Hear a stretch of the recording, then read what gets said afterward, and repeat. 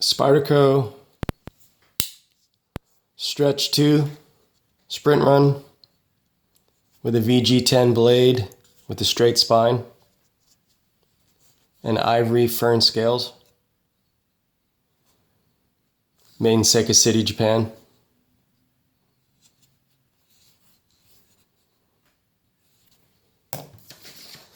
This sprint run dropped while I was on holiday, Thanksgiving holiday. I was out of town for a while, but I was able to get cell reception. So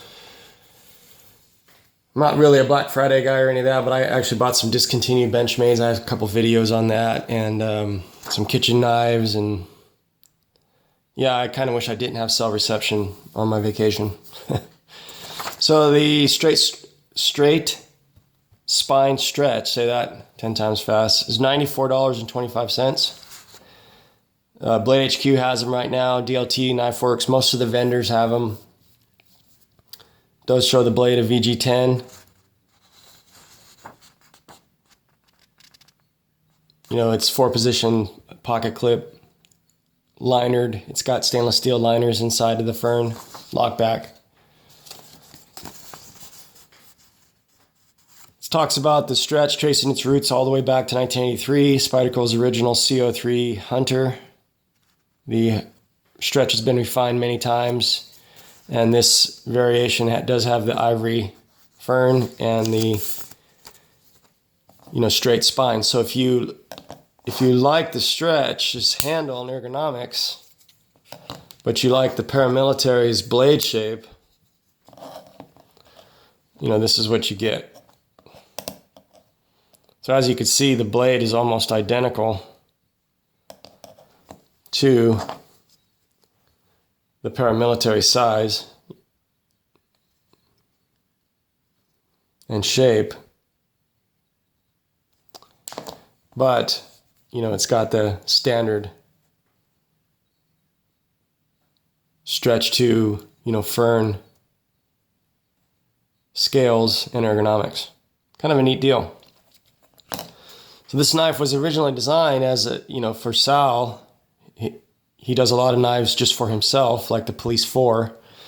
And this was designed over the years for like a folding hunting knife. That's why it's got the big belly. It does make a good EDC. This is the VTOCO version I have. I've been using the, it was discontinued last year, the ZDP Brown, G10 version. It's just a great knife. So I was kind of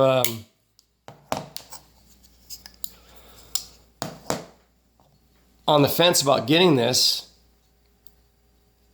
and I was watching the Spyderco forums and everything, and saw a little bit about the history of it,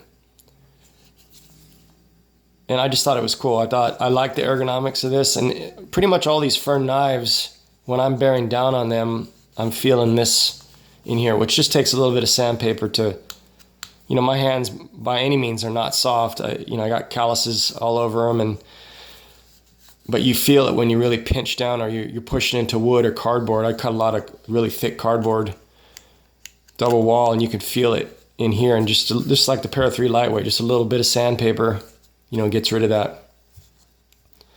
The color of these scales you can dye, I'm sure. Black. Anything darker, burgundy probably. That's another nice thing if you didn't really like the ivory, because this is going to show dirt. If you're using it, it's going to show dent, the lint from your jeans pockets, all that, and really anything you get on there, grease and everything's going to get caught in this bi-directional texturing. But it's a well-executed blade. This one's uber smooth. To the point where you could flick it out. Most of them will break into that point. This is brand new.